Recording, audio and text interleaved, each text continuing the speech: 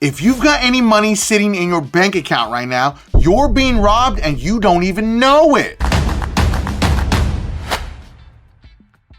By the end of this video, you're going to know exactly why keeping money in a regular bank account is silently destroying your wealth in 2025, and what the wealthy are doing instead to make their money work around the clock. And just so you know, this isn't conspiracy stuff. This is the same logic the banks use against you, because while you're saving, they're lending your money out 10 times over and pocketing straight profits. So stick with me, because by the end, you'll know exactly how to flip the game on them. Now, there are going to be 7 very important steps in this video that you do not want to miss, so make sure that you stick with me till the end. Step number 1, understand the silent thief, inflation. So we need to start with the biggest lie, that your savings are safe in the bank. In 2025, inflation is still hovering between 3 to 4%, meaning every $10,000 in your account is losing around $400 a year in real value. So if you're holding $50,000, that's a $2,000 yearly loss without spending a dime. Now think about it. Banks give you 0.01% interest, but inflation takes 3 to 4%. That's not saving, that's bleeding. Step number 2, banks don't actually hold your money. I know that sounds really crazy, but it's a fact. Here's what 99% of people don't realize. Your bank doesn't actually have your money. It's crazy when I say this because I know it's true, but it's still crazy. But it's called fractional reserve banking. For every $1 you deposit, they can lend out $10 to $20. They're literally profiting off of your savings and then giving you crumbs in return. Meanwhile, they turn around and charge borrowers 20 to 30% on credit cards, 8% on car loans, and 6% on mortgages. But inflation isn't even the worst part. And it gets even crazier when you realize how they're using your deposits to make themselves richer. Now, step number 3, the 2025 banking trap. Ever wonder why banks push high yield savings accounts or CDs now? It's bait. They want you to lock your money in while they invest in short-term treasury bills, paying 5% and you get 0.5%. They keep the rest.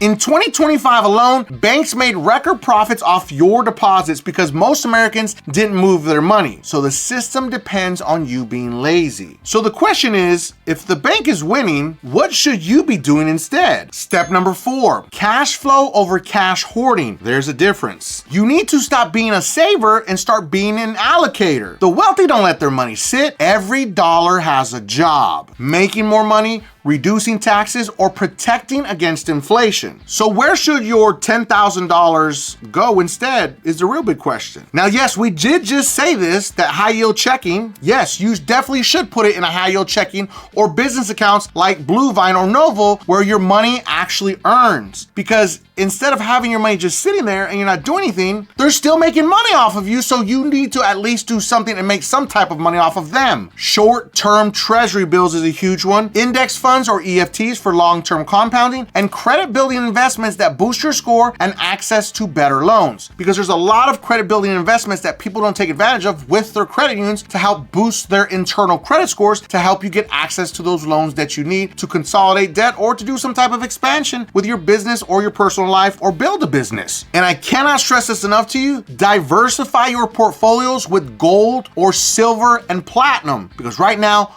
gold is making a crazy run, and there's a reason why, because the dollar is collapsing. And gold has truly been the safe haven for decades. It's where the wealthy go to park their money and let it just grow. So here's a crazy fact that you may not know about me. I used to actually own and operate a pawn shop back in the day in 2008. Now, when I was in the pawn shop game, gold was at an all-time high back then, which was $871 an ounce in 2008. We thought that was huge. Now, gold has shot all the way up to $4,250 an ounce. Do you see the huge difference, ladies and gentlemen? Gold is on the move, and it is projected to break over $5,000 an ounce by 2026. That's crazy. Now, you don't have to be rich to actually own gold. Now, the wealthy, of course, use that as a safe haven, but in times of uncertainty, people people like to dump their money into gold-backed IRAs also. Now, if you want to learn more about gold-backed IRAs, drop invest in the comments and I'll drop you the link so you can go check it out, see the whole portfolio of how the entire system works. So if you're interested, you can go get yourself some gold IRAs. Because I'm gonna tell you right now, gold is not stopping anytime soon. But before you run off and invest everything, there's one mistake that can make you lose everything faster than inflation ever could. Step number 5, the liquidity trap. A lot of people here don't keep cash and go all in on risky stuff. Big mistake. Because when emergencies hit, job loss, medical bills, car repairs, they end up using high interest credit cards again. So your rule of thumb should be keep 3 months of expenses in cash, not 12 months. Anything beyond that, put it to work. Don't just let it sit there. You have to put your money to work. Now, step number 6, the wealth flip strategy. What if instead of letting your $10,000 rot in a savings account, you used it to delete bad debt, boost your credit, and leverage new lines of credit at low interest? That's exactly what the wealthy do. They recycle money. A great example that nobody ever talks about, business loans are 100% a tax savings because you're not taxed on it. So you could literally take out a business loan, pay 0 interest on it, and then when you're paying it back, that's tax-free money and it's a tax write-off also. I mean, talk to your tax professional so you get a better understanding, but understand